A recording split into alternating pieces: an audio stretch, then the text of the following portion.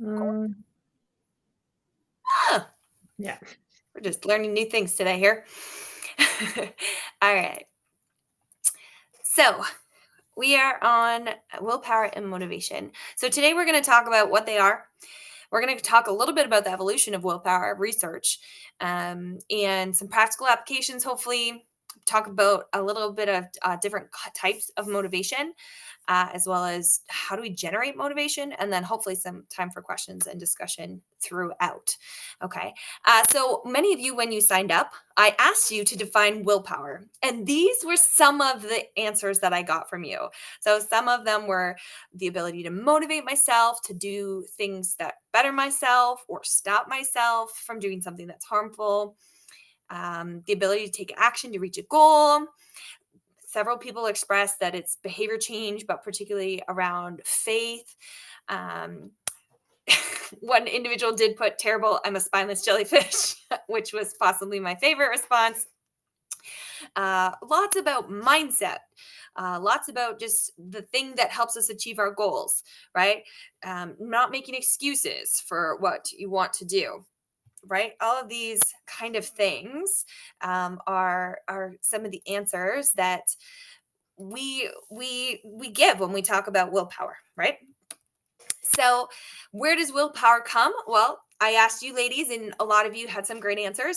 Some said yourself. It comes from just a strong desire to accomplish a goal.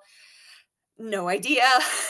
My thoughts, repetitive actions, mindset, habits, from making a decision or a commitment, being accountable to yourself, spiritual health, help, your well being and health, your internal self.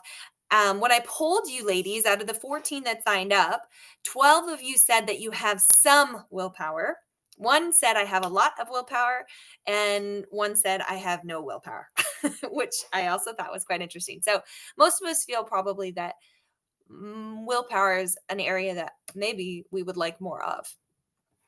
So, how do we actually define willpower? Well, willpower is the word we use to describe getting ourselves to do the things we don't have motivation to do, right? Our popular culture defines willpower as essentially the control of our impulses and actions. Willpower is often associated with the things like determination, drive, resolve, self discipline, self control, resilience, or that can do spirit. Can you all think of someone in your life who's like that? They're like, where do they get their determination? Where do they get that drive? Where do they have that constant self discipline? Why don't I have more of what they have? I have many people in my life like that. But is that really what willpower is? Right? Is it something that's inherited? Is it something that's learned? Is it something that we just have or don't have? Well, there are actually several pieces of criteria to define what willpower is. Okay. And it really is, hopefully by the end of today, you'll understand that willpower is a set of skills. It's the skill of delaying gratification. So resisting short term temptations in order to meet long term goals. It's the skill of noticing and overriding an unwanted thought, feeling, or impulse. It's the skill of employing a cool cognitive system of behavior rather than a hot emotional, kind of responsive, reactive source of behavior. And it's the skill of conscious, effortful regulation of the self by the self. That sounds fancy. Let's break that down. So, if we look at research, I did not want to bore you with a whole bunch of research. So, I thought I would just summarize it. In the past, previous thoughts about willpowers have really concluded that willpower is often perceived as finite, meaning you only got so much, you use it up, that's it. Tough out of luck, right? And this perspective does suggest that after exerting so much self control in various tasks, that we're more likely to just give in a temptation, right? How many of you can think of a time where you came home and you just gave your all day long? You were maxed out. You come home and there are fresh baked cookies on the kitchen counter. Do you think you have any willpower left to say no to those cookies? No, no, right? Because all of that energy that we exerted through the day zapped us. Boom, I'm over it. Give me the cookie, right? That's kind of how we feel. And that's often kind of how we feel around willpower. Um, oh, can I send you? I'll definitely, Debbie, I will send some of the slides afterwards for sure. I'll send my notes to you afterwards for those that would like to. 100%.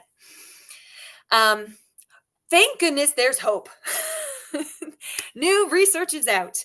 And a lot of the really current research around willpower is that willpower is more like a muscle and it actually can be strengthened.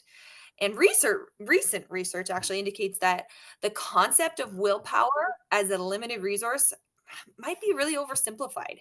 So factors such as mindset, beliefs about what willpower is, and our individual differences play significant roles in our ability to have self-control. So viewing willpower as a non-limited resource can enhance our ability to actually maintain self-discipline. Because when it comes down to it, willpower is often about self-discipline, right? It's the ability to either do something or not do something that supports our long-term goals. So I find this really encouraging, and I actually kind of summarized one of my favorite verses because it kind of comes back to what we're talking about. So, if we can start to see willpower as the ability of it's a skill, it's something that can be improved on, we can actually start to find joy or understanding in challenges, knowing that those struggles can actually build endurance. And that endurance actually shapes our character. And that character actually inspires hope. And I was kind of putting that down and I thought, well, what is hope for some people? Well, hope is the belief or the expectation that something good will happen or that a desired outcome is actually possible, even in the face of uncertainty or challenges. It's that sense of optimism that keeps us looking forward, motivating us to take action and persevere. I can't tell you how many times I've had clients come to me and say, Vanjie, is this even possible? I don't even know if it's possible. They're hopeless, right? We have no hope that a positive change can come, right? So when we understand that willpower can actually be a skill that is learned, that is improved on, that is strengthened, that actually can help carry us through struggles. Again, that's going to build endurance, that's going to build character, and it inspires hope, knowing that change is possible. So, just like our muscles, and many of you have worked with me in the realm of movement training. So, just like our muscles develop strength when we use them to do difficult things like lift a heavier weight or go a little longer, the more we exert our willpower, the more we practice it, the better we'll actually do on later tasks requiring that willpower, which I think is pretty cool. And again, gives us hope that change is possible. So, as we think about this concept of willpower, I wanted to challenge you to think of a metaphor. Okay, so can you come up with a relatable metaphor that you would explain to a friend? So tomorrow you're going to go to work, you're going to run into a neighbor, and you're going to say, "Listen, I was listening to this crazy woman talk last night about willpower, and she says that willpower can actually grow. It can actually be, it's a set of skills, it can be developed, it can be learned, it can be taught, and it has the ability to like basically get stronger as you get better at it and you practice it." So, my example was it's the snowball effect. Willpower works like rolling a snowball. The first push is the hardest, but as it builds momentum, it grows bigger and stronger.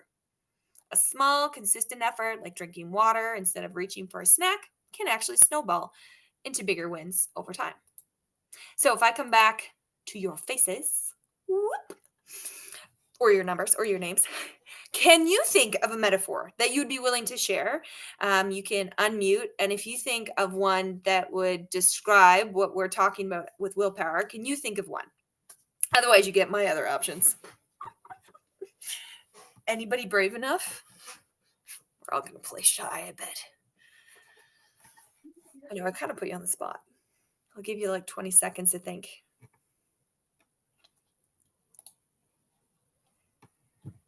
Welcome, Sherilyn. Welcome. Awesome. Okay. All right. Well, you get my other examples then. All right. Let's bring it back to one of my second examples. So I gave the example that willpower is like a snowball. There we go. And can everyone see my screen okay again? Yep. Perfect. Thanks, Barbara. Okay. So I gave the example of a snowball. Another way to think of willpower is like the brick by brick effect. So imagine you're building a house one brick at a time. And every time you use that willpower to make a healthy choice, you're laying a brick. It might not feel like much in the moment, but over time, those choices add up. And you'll look back to see the strong, sturdy foundation that you've built. And that's the difference, because when you do habit work like this, it's slow, it's steady, it's hard work, but over time it adds up to a really strong, sturdy foundation. My third example was the stretching of the rubber band. Willpower is like that rubber band. And once you stretch it gently and regularly, it becomes more flexible and resistant. And if you never test its limit, it stays stiff and weak, right? Practicing willpower in small doses helps it become more elastic and responsive when those bigger challenges come along. And I see now, oh, someone was brave enough to put one in the chat. Let's see it. What does it say? Let's see. Ooh. Sorry, because I have so many things running. Like a battery. I love that, Kathleen. Yeah, a battery can run low and needs to be recharged. Willpower is a limited resource that can be depleted if used too much. Yeah. And just like our car battery, right? Have you ever like drained a car battery and then you're like, oh, I better go take my car for a long drive to charge it, right? You have to work it to charge it. I love that example. Thanks for sharing that, Kathleen. Okay. So if we understand now that willpower is a set of skills that support our long-term goals and change, where does motivation fit into this? Motivation is the state or the condition of having a strong reason to act or accomplish something. And so motivation is the fuel and reason why you want to do something. Now, I can tell you right now, I think people talk to me about motivation more than most people because I have people come to me all the time and say, Vanjie, I am not feeling it today. I don't want to do it. I don't feel like doing it. Not today. Right? Some of you could probably like raise your hand and be like, yep, I've been there. Right? So how do we actually get motivated? Well, there are two types of motivation. There's intrinsic and extrinsic. And I want you to tell me, if as we kind of go through these types, if you can think of a couple types of intrinsic or extrinsic motivation. See if you can toss it into the chat. Okay, you can type that in or just sit comfortably and listen. That is fine too. All right. So, intrinsic motivation are those types of things that actually engage us in a specific activity. But it's intrinsic motivation is an incentive. So we are desiring to engage in a specific activity that derives from pleasure in itself. So, for example, maybe you went to school and you had a genuine interest in a subject studied, rather than because of any external benefits that might have been obtained. You weren't worried about the money or the course credits. You just wanted the information. Okay, so that's an example of intrinsic motivation. If you want to put in the chat, what's another example of intrinsic motivation? Okay. The second type of motivation is extrinsic. And we see this used a lot with pets and children, right? It's that external dangling the carrot, like jump through the hoop and let's get after it, right? Um, in that external incentive, we generally present punishment and reward. Okay. So we generally reward behavior that we like and we punish behavior that is unwanted. Now, both types, intrinsic and extrinsic motivation, are actually really important. And ideally, we would use both. If we only rely on that intrinsic motivation one, it's easy to fall into the trap of I don't feel like it. And that keeps our behaviors on days where we aren't feeling super motivated, it keeps those behaviors probably from not happening, right? Because we're relying on just ourselves prompting us forward. If we rely only on the extrinsic motivation, so if we need a sticker chart for every single thing that we do, I love sticker charts, right? The problem with that is we create a system where we're only doing a behavior to check a box, get a reward, etc. And that can really suck the joy out of a lot of activities, right? So we need both types of motivation. Some of you might be wondering, you can think of some of the things that you've tried to do in the past and maybe times where you've had intrinsic motivation or you've had extrinsic motivation.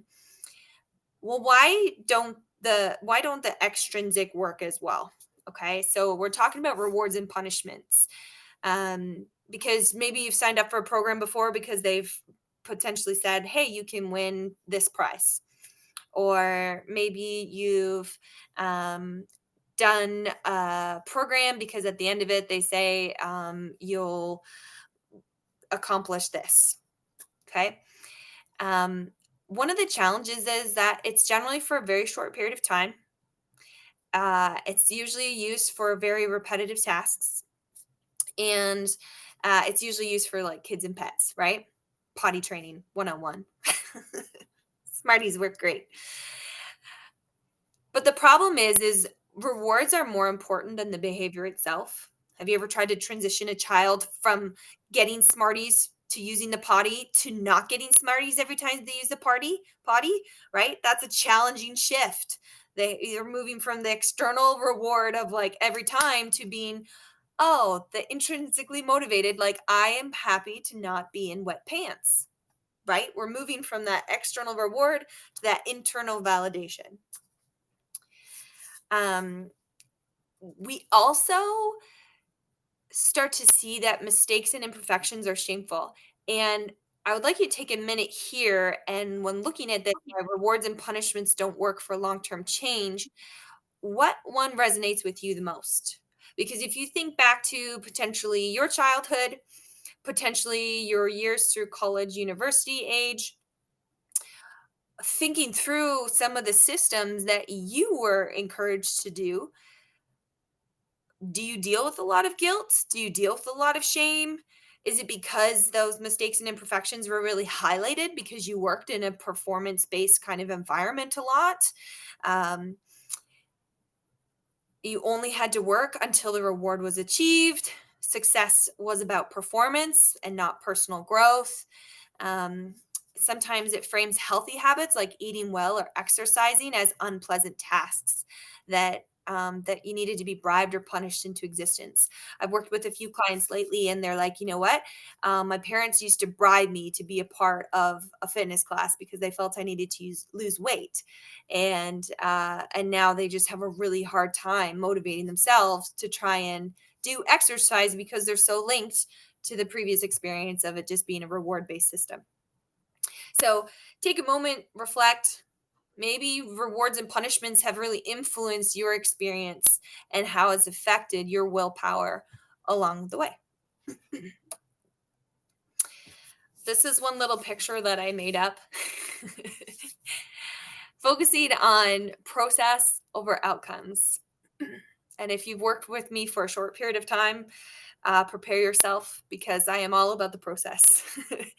And outcomes, yes, we work towards an outcome, but we never fully arrive because we are always focused on the process. We celebrate effort, we celebrate skill building and daily habits. And that is it. Motivation doesn't just magically appear like a fairy, right? It is created. It's created through the actions that you do, the thoughts, and the environment. So when we match motivation and willpower together, we get a pretty fantastic set of power that helps us actually reach our goals. So I do have kind of a question I want you to think about. I want you to think about a task, and if you're willing to put it in the chat, please do. Um, over the last 2 years, that's exactly what was motivating. Excellent, Debbie. Thank you for sharing that. I want you to think of a task that you've been avoiding and ask yourself. Okay, so what are some of the tasks that you have been avoiding? Maybe put that into the chat now.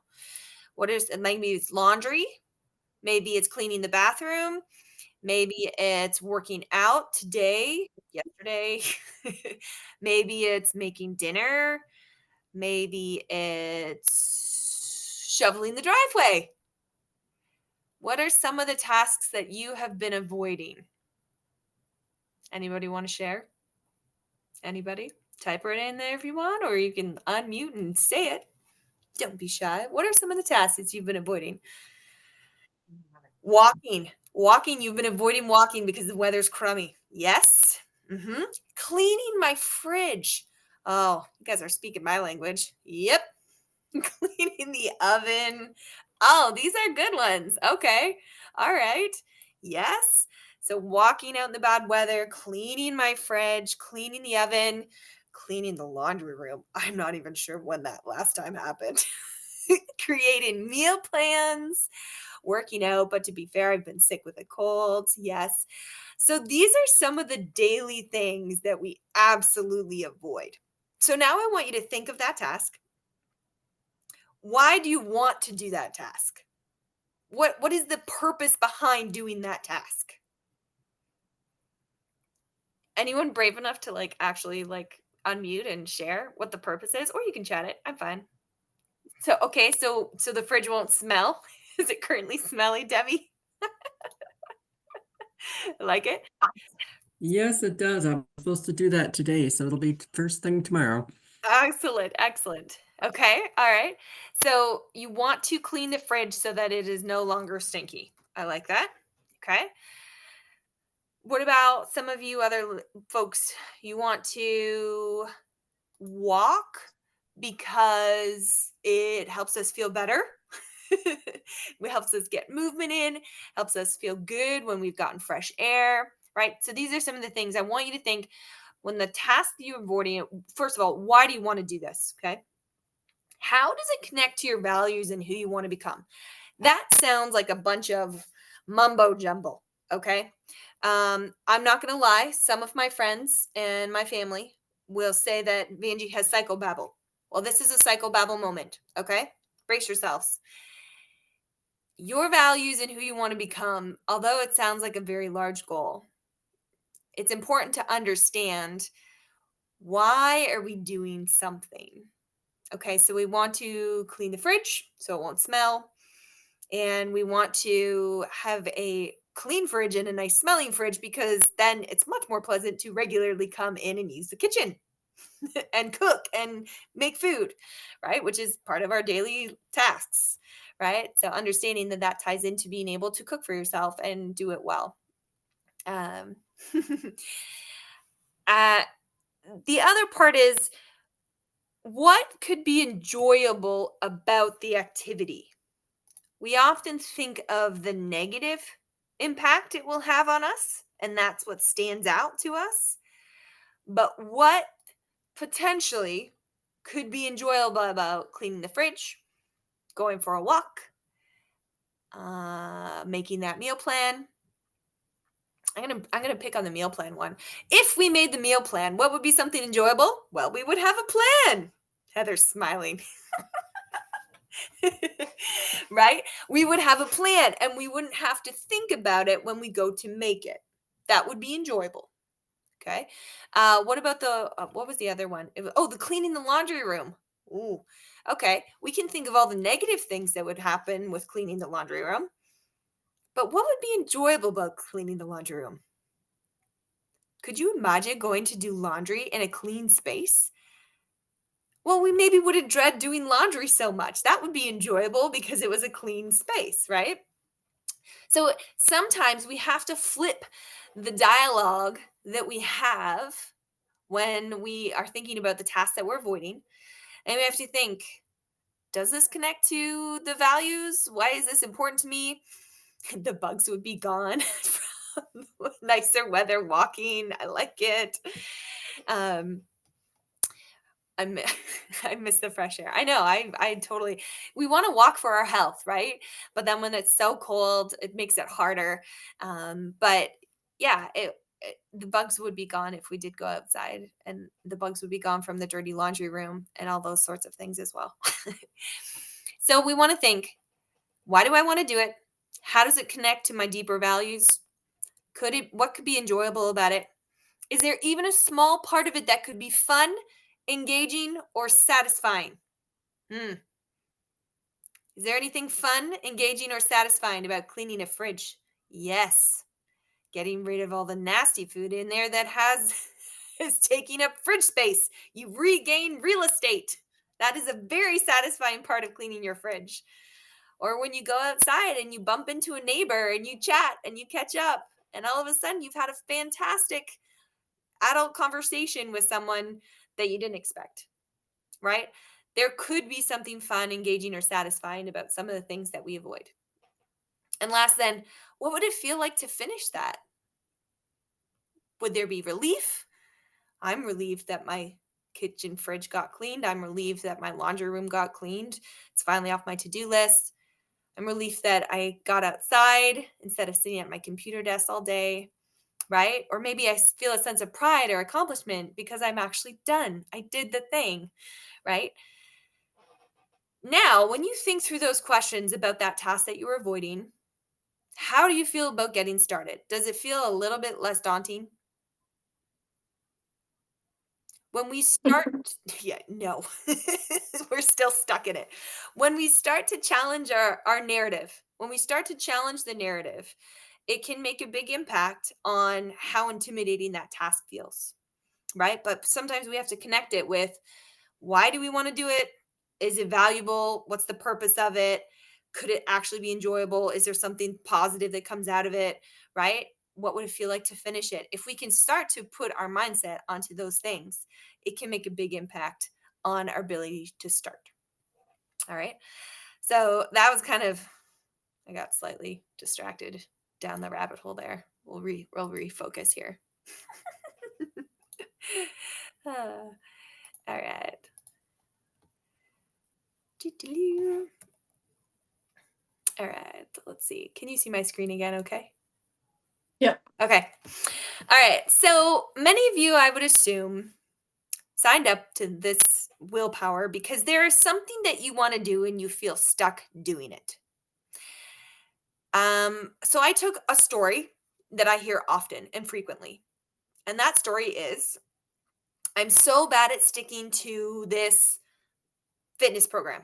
I'm so bad at sticking to this nutrition program. I'm so bad at sticking to this workout plan. I'm so bad at sticking to this meal plan. All right. Those are some of the stories that we tell ourselves. So I want you to think in your brain, what's a story that you tell yourself? What's a story that you tell yourself on a day to day basis? All right. So now I want you to help me reframe this. What evidence, okay, so I'm going to stick with I'm so bad at sticking to this nutrition plan. Okay, that's the one I'm going to stick with. That's my story. It's my story and I'm sticking with it. What evidence is there that I'm actually bad at sticking to a nutrition plan? What do previous situations and experiences tell me, evidence-wise? What what is there? What evidence is there? Well, one time I was with this gym and they were doing this like 10-week transformation challenge and I said, "All right, I'm signing up. I'm going to do it." Well, I started it for and I did it for about 4 to 5 weeks, but I hated it so much because I felt so terrible that I finally just quit. I couldn't stick with it. And then I tried another program and I did the same thing. I tried it for 3 or 4 weeks and then I just hated it. I hated the way I felt doing it. I didn't like feeling like I was in constant depriving mode. I didn't like feeling like I had to just like record everything all the time. I hated it. And so I quit. Okay. So in my head, I'm telling me that I never stick with a nutrition program. The evidence has said that I generally last for about 3 to 4 weeks before I quit. So let's reframe that. one way to say that is, okay, I've tried multiple approaches, which shows that I am committed to making a change in my nutrition.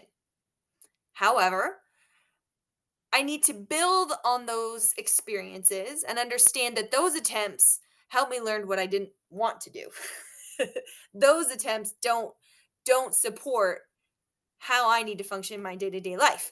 But I am capable of committing to something, but I just need to find the right thing. So I'm not a failure. I'm not incapable of sticking to a nutrition program. I actually learned that I'm actually really great at starting. I just have to find the right thing that's the right fit for me. That carries a lot less guilt and shame to it than I can never stick to any nutrition program. Do you hear the difference? Yeah, right? We tell our stories saying that I'm incapable of something, I'm a failure at something, I'm not good at this, based on what we think is past evidence, when actually the evidence just tells us feedback. Failure is not failure, it's feedback. Failure is feedback. It's information that tells us this way worked and this didn't. So I need to do more of what worked and less of what didn't. So it's not actually failure, it's just feedback. All right. And so when we start to see that in ourselves and we start to reframe and we adjust our goals, we adjust our expectations, it doesn't mean that we let ourselves off the hook. It doesn't mean to say, oh, well, that wasn't the right thing for me. I'm just going to quit. No, it means we find a different way. We re-navigate, we take a detour, right? We reassess and figure out what is going to work for us. Okay. So we have to actually identify the stories that we're telling ourselves.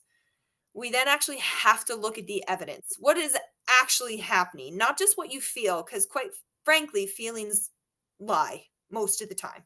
Most of the time, our feelings do not tell any sort of truth. They are just feelings, they are just reactions. And we actually have to sit and pause to actually sort through the evidence to see what is actually happening. Okay. So if we take that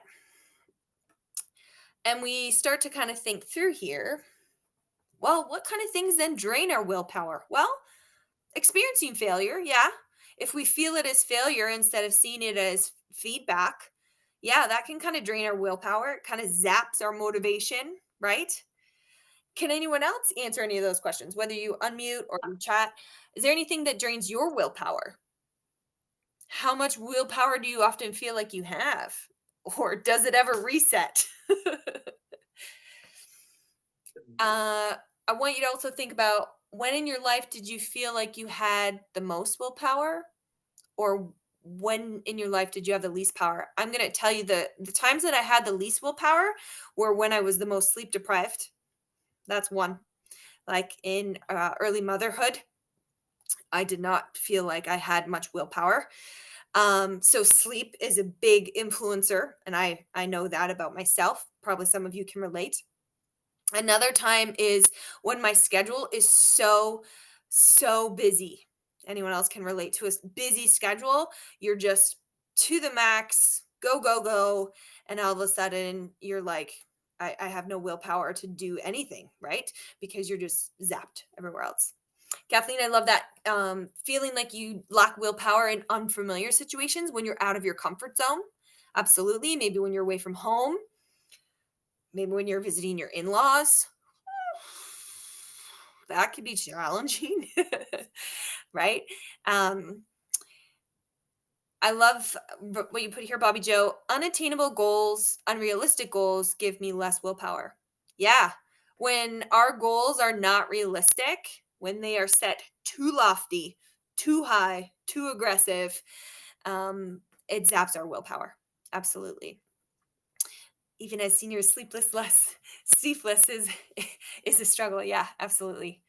When our routine is out of sorts, yes, we often feel like we have less willpower when our routine is out of sorts. Absolutely. Yeah.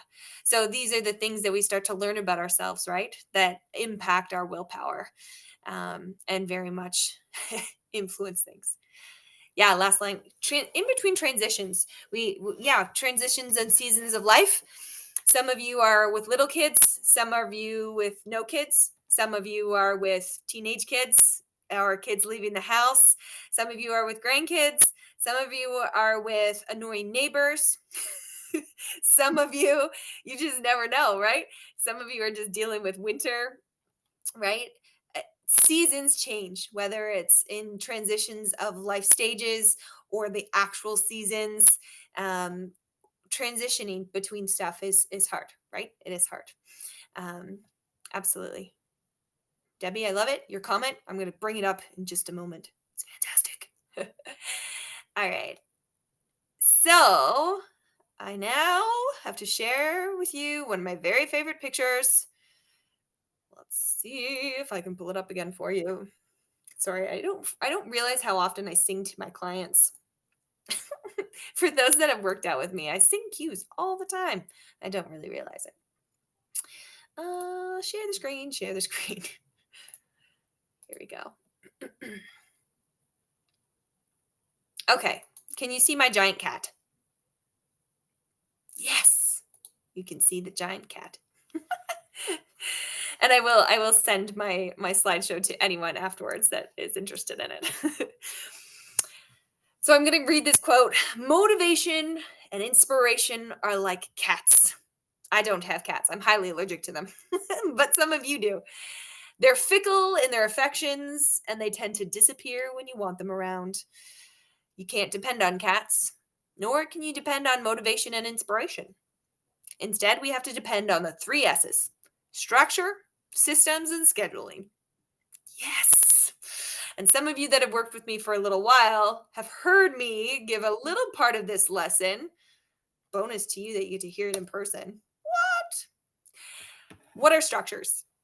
Well, they're the things and environments that surround us, the things we put in place to ensure that things get done. So, like Kathleen said, when we're in unfamiliar situations, when we're away from our normal structure and setup, our own kitchens, right? That can really throw us off, right? We can really lack motivation and willpower when we're out of structure. So, for instance, we might establish a daily or weekly routine that organizes us. We might look for a gym that's convenient or a walking track close to home. We might ensure that our kitchens are full of the healthy foods that we want to be able to cook with. So, one thought would be is what needs to be around you in order to help you succeed in the goals that you are trying to accomplish. Well, let's talk about it. Yahoo! These are my 4 little things that I came up with. Oop. Sorry, did someone have a question? No, we're good. Okay. Um, these are 4 things that I have often worked with clients on that are some of the best spots to start. Number 1, sometimes people need to overhaul their kitchen.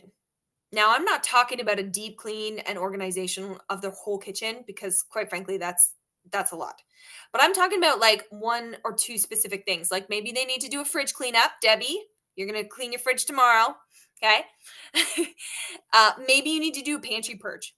You need to get rid of all those extra half-eaten bag of chips and Cheetos. You need to get rid of the like partial sleeve of stale crackers and Oreos that are still there that for some reason you decide to eat because you've got the munchies when they're disgusting by this point because they're stale. Right? Maybe you just need to purge your pantry.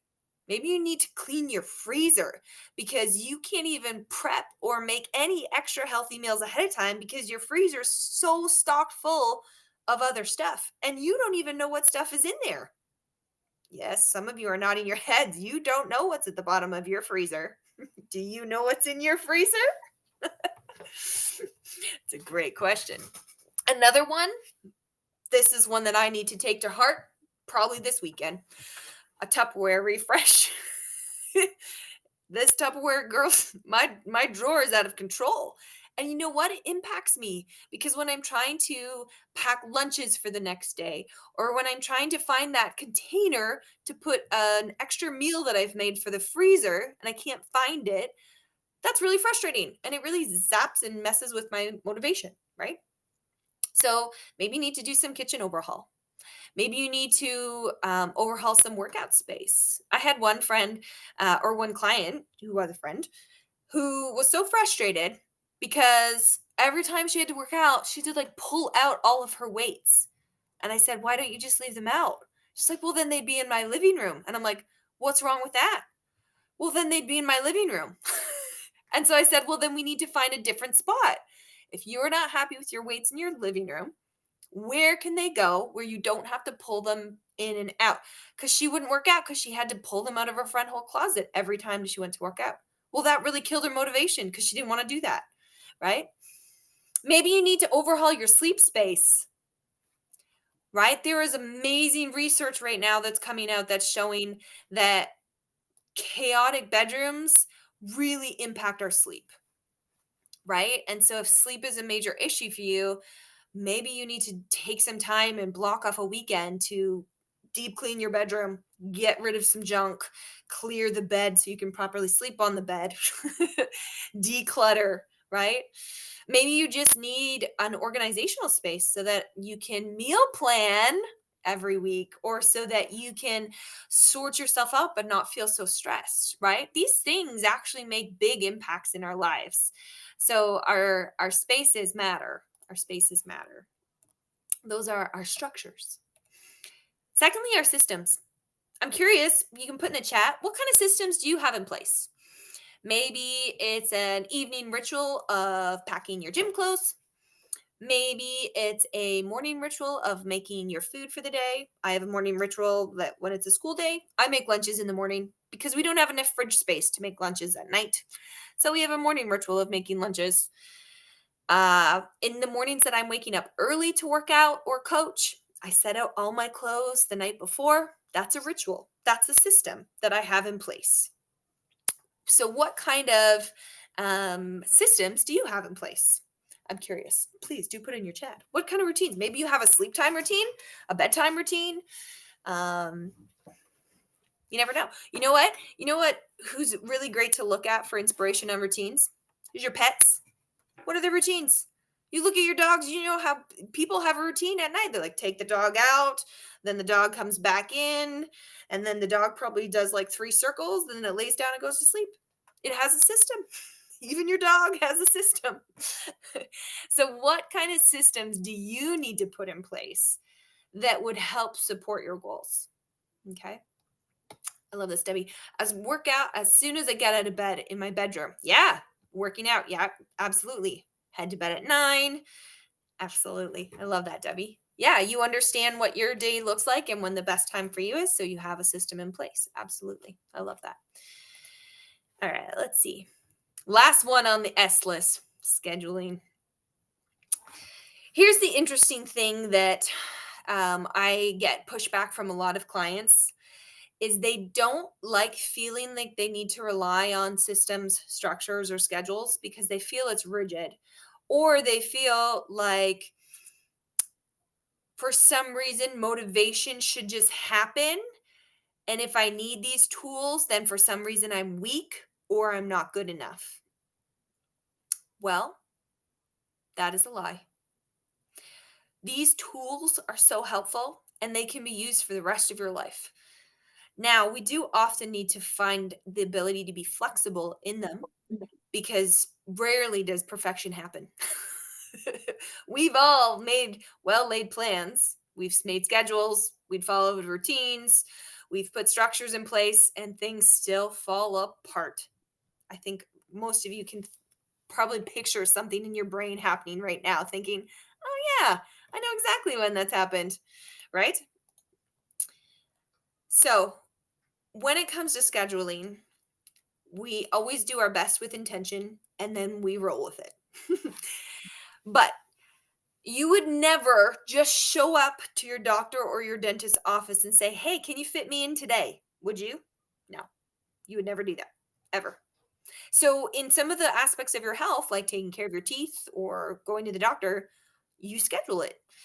And yet, why we don't schedule gym time or workout time or walking time or making food time, for some reason, we don't think those things credit time on our schedule. I have worked with many women, particularly, who schedule their families' lives super well. They've got cool calendars, they've got amazing agendas, all sorts of things. But you know what never makes it on there is time for their own stuff, like movement or time for just like caring for their own nutritional needs, that kind of thing, right? And so it's important that those are big parts of your family or your home unit life. And if they're important to you, schedule them. Absolutely. Put them on the calendar. One of the changes I actually had to make for myself this year was I actually had to put lunchtime on my calendar. I was always stopping to eat lunch, but it was being eaten in a rush. And sometimes it would get shifted really late in the day because of clients. And I was like, you know what? This is important. I need to eat at an appropriate time in the day. So it's on my calendar now, and no one's allowed to book during that time because it's important. And if something's important, we have to take time to schedule it. All right. We're whizzing through. Ha! I did it. I didn't talk too fast. I did talk too fast. Ah. Kathleen, I love it. Not only do you put the gym on my to-do list, I highlight it so it looks pretty. I love that. So I am going to open it up. We've got another 7 to 8 minutes. This was my first time doing this way. Of course, I will critique myself and jump in later to give myself feedback. But what questions or what thoughts from today's chat kind of resonate with you that you would be willing to share? And I'm going to actually finish my recording here so that if you want